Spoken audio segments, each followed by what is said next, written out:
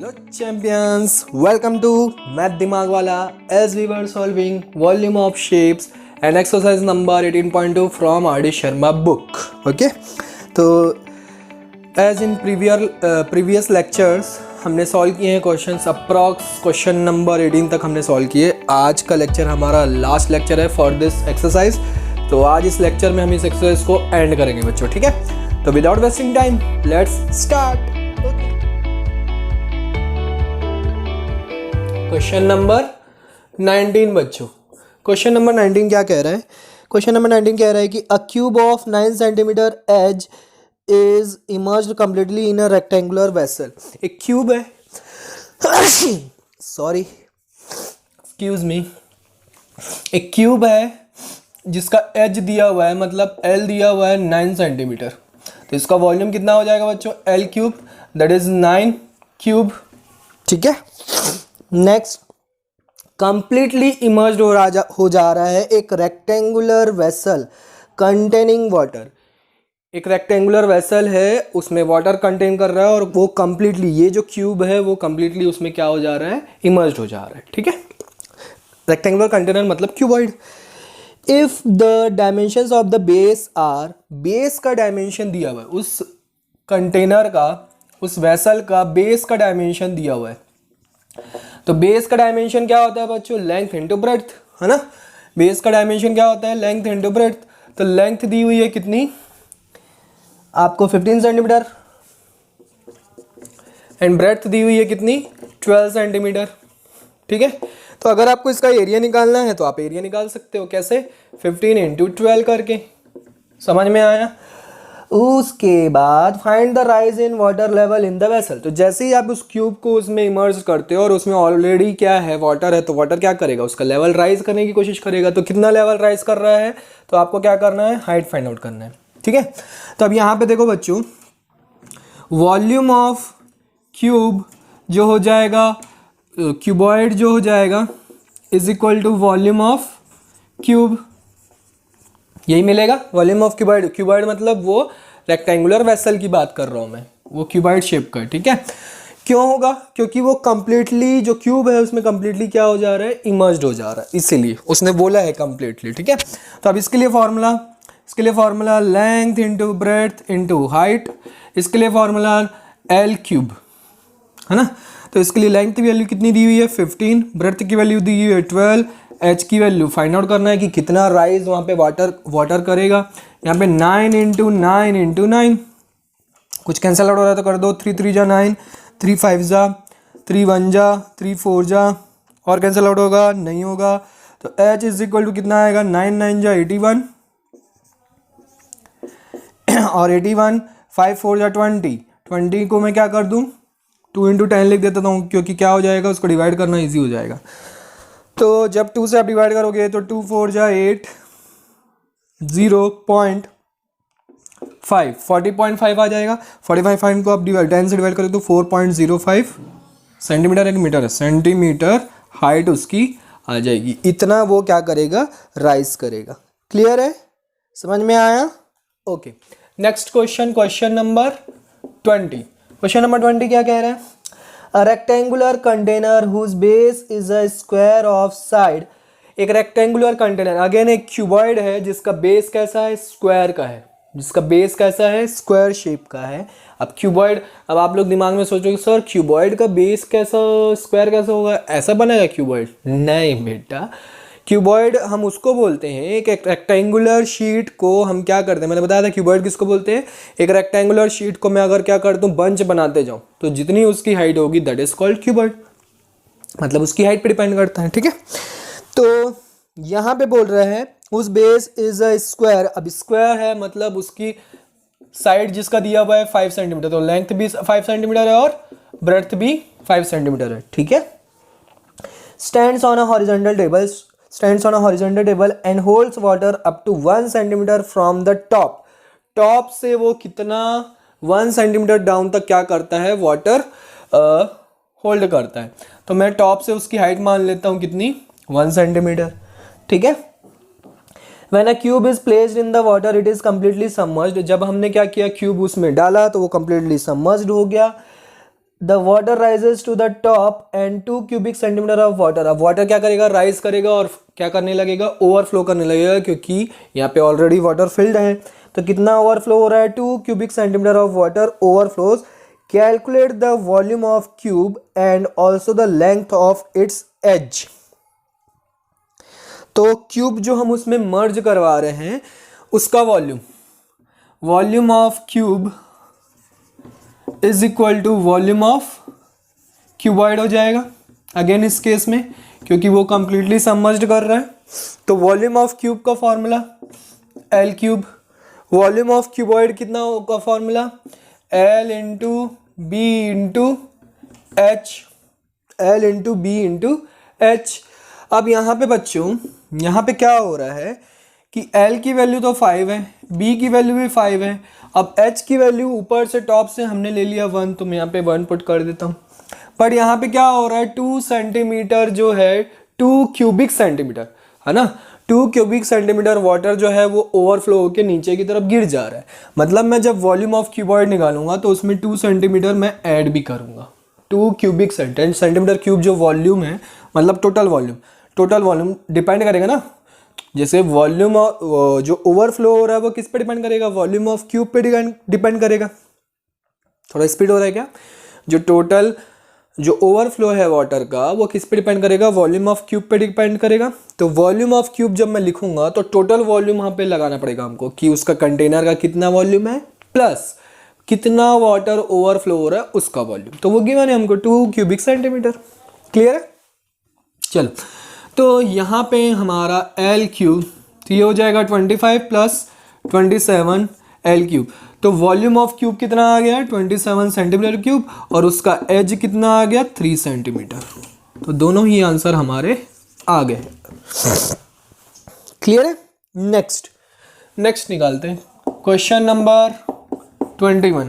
Question number 21 क्या कहते हैं, a field is 200 metre long and 150 metre broad. एक फील्ड है जिसकी लेंथ है 200 metre and 150 metre. There is a plot 50 metre long and 40 metre broad. एक प्लॉट है 50 metre long and 40 metre broad, ठीक है। नियर द फील्ड के पास है ये प्लॉट। अब हम क्या कर रहे हैं, the plot is dug 7 metre deep. Plot को हम क्या कर रहे हैं, 7 मीटर डीप कर रहे हैं, गड्ढा खोद रहे हैं उसमें से, ठीक है, 7 मीटर डीप तक। The earth taken out is spread evenly on the field. तो इस फील्ड में हम क्या कर रहे हैं, इस प्लॉट में से मिट्टी निकालते जा रहे हैं खोद के, और फील्ड में हम क्या करते जा रहे हैं, उसको स्प्रेड करते जा रहे हैं, तो उसको फिल करते जा रहे हैं वहाँ पे। तब हमको फाइंड आउट करना है कि by how many metres is the level of the field raised. मतलब फील्ड का जो लेवल है, मतलब उसकी हाइट कितनी रेज करेगा। Give the answer to the second place of that. छोड़ो, कितना हाइट रेज करेगा। तो आप देखो, जितना आप यहाँ से मिट्टी निकालोगे उतना ही वहाँ पे मिट्टी फिल करोगे। मतलब मैं यहाँ पे लिख सकता हूँ कि volume of field is equal to volume of plot. Volume of field is equal to volume of plot. तो वॉल्यूम ऑफ फील्ड जो दिया हुआ है, लेंथ दी हुई है कितनी, 200 इंटू 150 इंटू हाइट इसकी फाइंड आउट करनी है हमको, है ना। इसका दिया हुआ है 50 इंटू 40 इंटू 7। समझ में आया, दोनों का वॉल्यूम क्यों हुआ इक्वल, क्योंकि जितनी मिट्टी आप यहाँ से निकालोगे उतनी मिट्टी वहाँ पे फिल करोगे। ऐसा तो नहीं कि वहाँ पे एक्स्ट्रा मिट्टी है, नहीं। कितना राइज हो रहा है पूछ रहा है, उसके ग्राउंड लेवल की बात कर ही नहीं रहा, ग्राउंड से ऊपर के लेवल की बात कर रहा है, ठीक है। तो सॉल्व करते हैं, 0 0 0 0 कैंसल आउट, 5 1 जा 5 30 जा, 2 1 जा 2 2 जा, 2 1 जा 2 15 जा। तो h की वैल्यू आ गई 7/15। तो इसको आप सॉल्व करोगे तो 0 पॉइंट कितना आएगा, 70। तो 15 4 जा 60, 70 10 बच गया।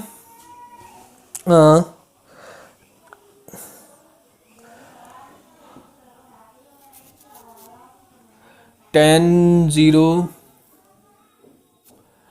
6 जा जाएगा, है ना। कितना जाएगा 6 तो अगेन 6 चलता चला जाएगा, तो आप इसको लिख सकते हो 0.47 मीटर। ये आपका क्या आ गया, आंसर आ गया। क्लियर है बच्चों, समझ में आया, नोट कर लो। तो आगे बढ़ते हैं हम। क्लियर है बच्चों, समझ में आया। नेक्स्ट क्वेश्चन नंबर, आगे बढ़े, क्वेश्चन नंबर 22। ठीक है, क्वेश्चन नंबर 22 क्या कहता है, अ field is in the form of a rectangle of length. एक फील्ड है जो कि रेक्टेंगल फॉर्म में है और उसकी लेंथ दी हुई है 18 मीटर एंड विड्थ दिया हुआ है 15 मीटर। 18 मीटर एंड ब्रेड्थ दिया हुआ है 15 मीटर। ठीक है, अब और क्या दिया हुआ है, अ पिट 7.5 मीटर लॉन्ग 6 मीटर ब्रॉड। एक पिट, उसमें फील्ड में पिट बना हुआ है, मतलब गड्ढा बना हुआ है, तो पिट की डायमेंशन दिया हुआ है, मतलब 7.5 मीटर लॉन्ग, मतलब एल की वैल्यू है 7.5 मीटर। विड्थ कितना दिया हुआ है 6 मीटर ब्रॉड, और एच की वैल्यू कितनी दी हुई है 0.8 मीटर डीप, है ना, 0.8 metre deep. Is dug in a corner of the field. Field के कॉर्नर में हमने क्या किया, डग किया। अब उसको क्या कर रहे हैं, उसमें से जब मिट्टी निकाल रहे हैं, the earth taken out is spread over the remaining area. Remaining area में हमको क्या करना है, रिमेनिंग एरिया में हमको क्या करना है, वो मिट्टी वहाँ पे स्प्रेड करते जाना है। ठीक है, कॉर्नर से हम मिट्टी निकाल रहे हैं और रिमेनिंग एरिया में क्या करते जा रहे हैं, उसमें स्प्रेड करते जा रहे हैं। Find out the extent to which the level of the field has been reached. Again यहाँ पे हाइट फाइंड आउट करना है। ठीक है, कुछ नहीं है, सिंपल है। तो रिमेनिंग एरिया, सबसे पहले रिमेनिंग एरिया आपको निकालना पड़ेगा। रिमेनिंग एरिया, रिमेनिंग एरिया कैसे निकालेंगे, रिमेनिंग एरिया निकालने के लिए area of field minus area of pit. Area of field minus क्या कर देंगे, एरिया ऑफ पिट कर देंगे। तो एरिया ऑफ फील्ड कितना आएगा, इसको मैं यहाँ पे लिख दूँ क्या बच्चों, थोड़ा सा स्पेस हो जाएगा, 15, चलो छोड़ो रहने दो। हाँ, area of field, area of field कितना होगा 18 इंटू 15। एरिया ऑफ पिट कितना होगा 7.5 इंटू 6। ठीक है, तो 75 टू जा 150 एंड 3 4 जा कितना होगा 300, 4 जा 300 और 6 जा कितना होगा, 6 जा का 450, है ना। तो 450 मतलब ये हो गया 45 और 15 8 जा 120, 0 1 12 कैरी, 15 127, 270 माइनस ये कितना हो गया 45। तो 45 माइनस करेंगे तो हमारा आंसर कितना आएगा, 10 में से 5 गया 5, 7 6 में से 4 गया 2, 225 आया। कितना आया 225 सेंटीमीटर मीटर स्क्वायर। तो ये रिमेनिंग एरिया आ गया। अब रिमेनिंग एरिया मतलब अब हम क्या कर रहे हैं, जो पिट है उसमें से जो मिट्टी निकाल रहे हैं, अगेन वही फॉर्मूला कि वॉल्यूम ऑफ जो पिट है is equal to volume of field, remaining field, है ना। तो मैं यहाँ पे लिखता हूँ, हमको किसकी फाइंड आउट करनी है, हाइट फाइंड आउट करनी है ना। वॉल्यूम ऑफ रिमेनिंग फील्ड जो है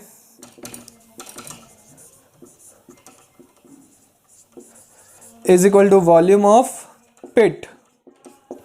तो रिमेनिंग फील्ड का वॉल्यूम कैसे निकालेंगे, एरिया इनटू हाइट। एरिया हमारा रिमेनिंग फील्ड का है, वैसे ही वॉल्यूम ऑफ पिट का कैसे निकालेंगे, वो तो हमको तीनों चीज़ गिवन है। तो क्या कर लो आप 7.5 इंटू 6 इंटू 0.8। ठीक है, यहाँ से मैं पॉइंट हटाता हूँ, यहाँ से मैं पॉइंट हटाता हूँ, यहाँ पे 100 लिख देता हूँ। अब h इज इक्वल टू 75। अच्छा, इसको आप क्या करो, यहीं पे कैंसिल आउट कर दो। 15 5 जा हो जाएगा, ये 15 जा हो जाएगा, 3 2 जा हो जाएगा, ये 3 5 जा हो जाएगा, और ये 5 और 5 कैंसिल आउट हो जाएगा।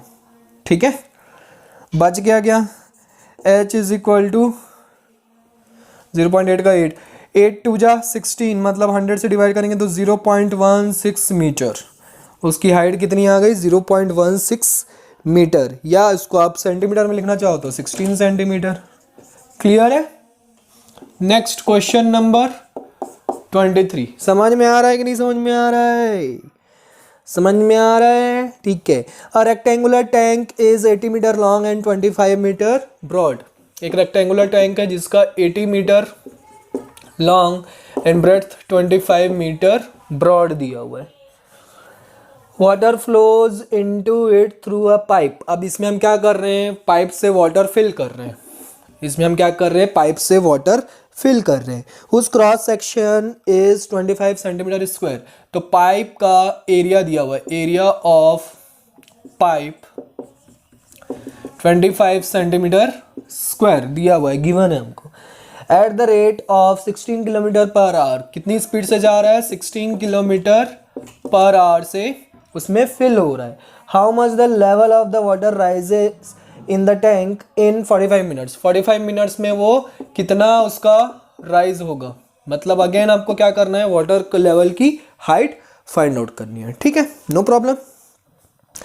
तो अगर हम वॉल्यूम ऑफ वाटर निकाल लें तो वो वॉल्यूम ऑफ कंटेनर की इक्वल हो जाएगा। जितना वहाँ से वॉल्यूम निकलेगा उतना ही वहाँ पे जितना वहाँ से वाटर निकलेगा पाइप से उतना ही तो वाटर उसमें फिल होगा, है ना। तो इसलिए दोनों का वॉल्यूम हम क्या कर सकते हैं? इक्वल कर सकते हैं।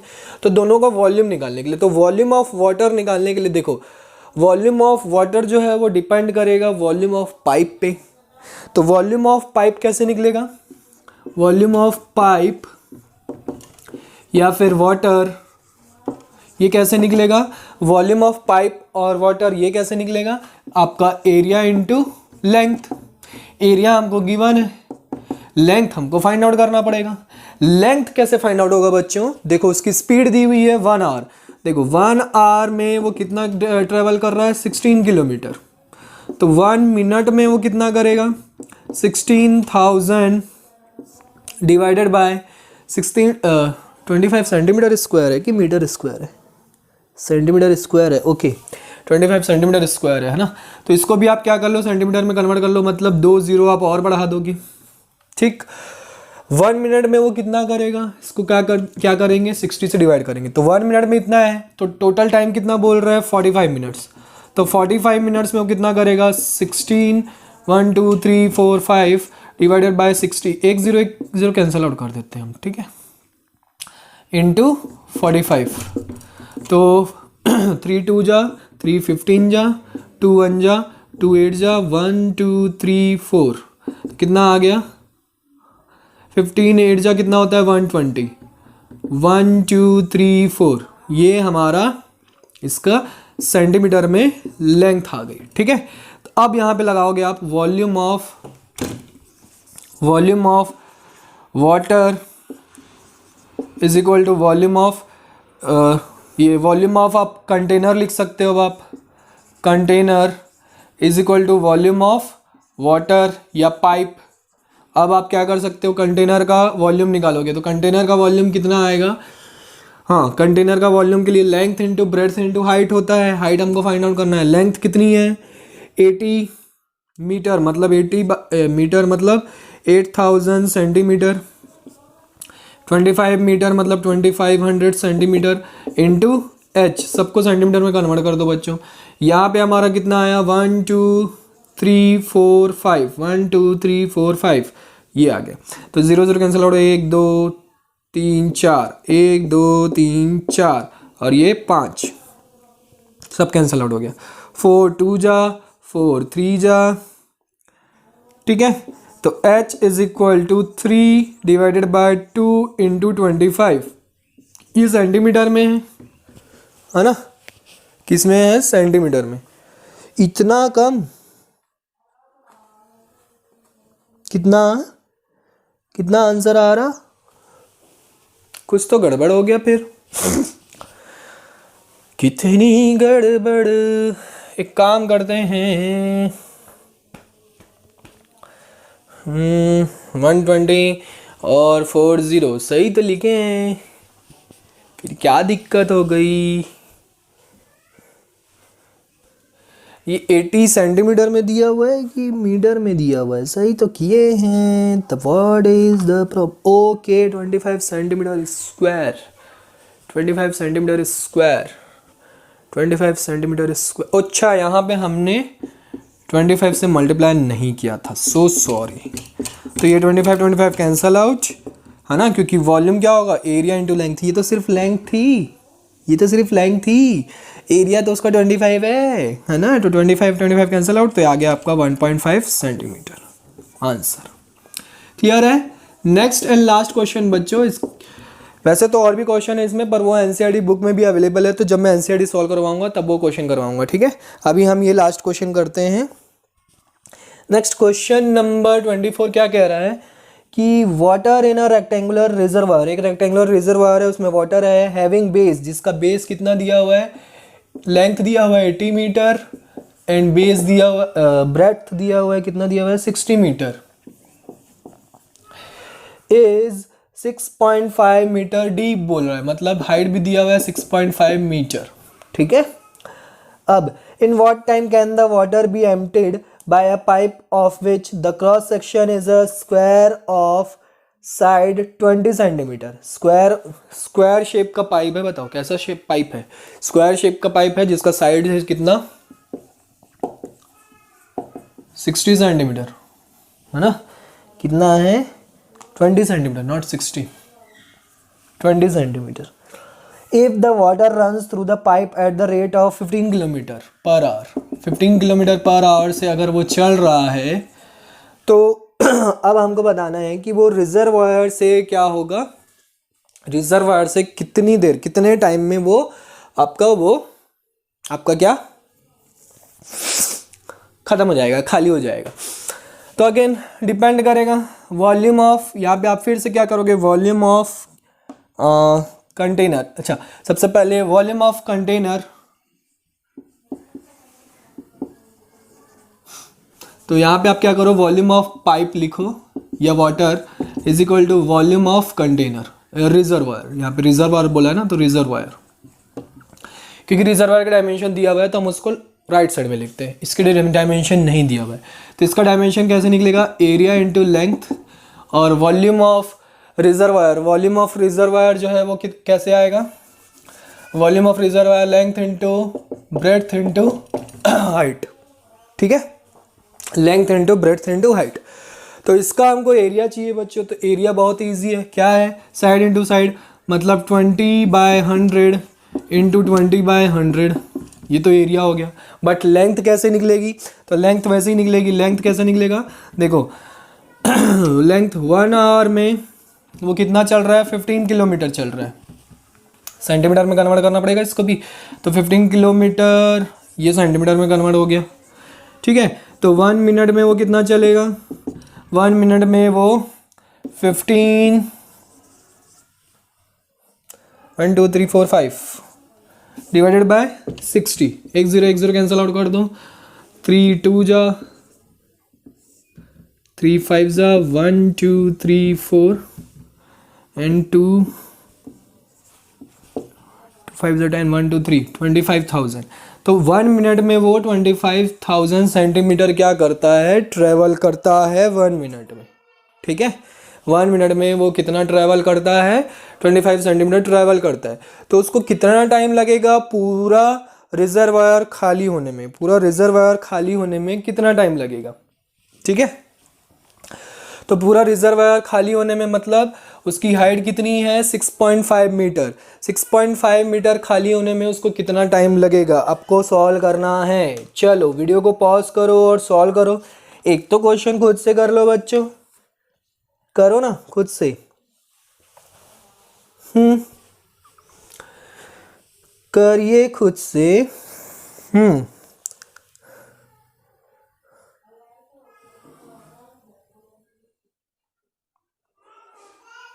तो यहाँ पे मैं क्या कर सकता हूँ, अगर मुझे लेंथ, देखो स्पीड दी हुई, अच्छा ये ऐसे नहीं करेंगे बच्चों, यहाँ पे हम क्या करेंगे, अगर मुझे स्पीड दी हुई है तो मैं डिस्टेंस मतलब लेंथ बाय टाइम कर सकता हूँ, क्योंकि हमको टाइम फाइंड आउट करना है। तो टाइम इज इक्वल टू क्या हो जाएगा,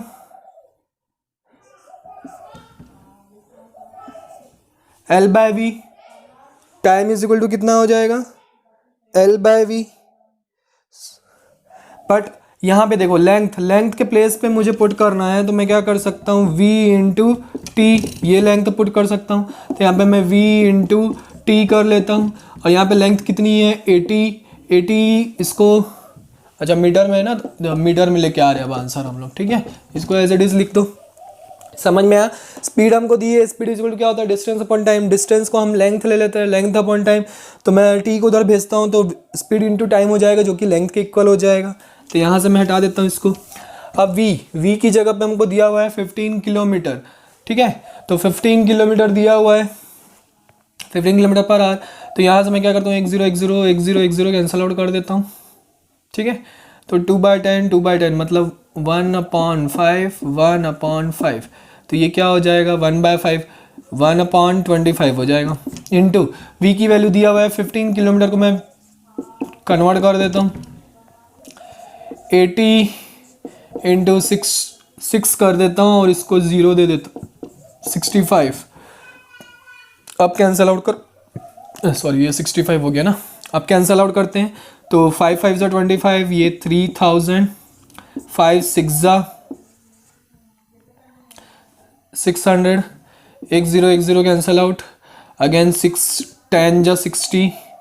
उसके बाद t is equal to 8 into 65 divided by 10, तो कितना आ जाएगा, 0 4 कैरी 48 52। तो t इज इक्वल टू उसको कितना टाइम लगेगा, 52 आवर्स में आएगा क्या, किस में आएगा बच्चों बताओ, आवर्स में आएगा, मिनट में आएगा, किस में आएगा। यहाँ पे हमने किस में पुट किया, किलोमीटर पर आवर। तो ये आर उड़ा के मल्टीप्लाई हो जाएगा, तो ये आ जाएगा 52 आवर्स आंसर। समझ में आया बच्चों। तो इस टाइप के क्वेश्चंस आपको एग्जाम में पूछे जाते हैं, तो प्रैक्टिस करते रहिए। नेक्स्ट लेक्चर में हम क्या करेंगे, सिलेंडर्स स्टार्ट करेंगे, ठीक है, वॉल्यूम ऑफ सिलेंडर्स। तो keep practising, bye bye, take care, see you in the next lecture.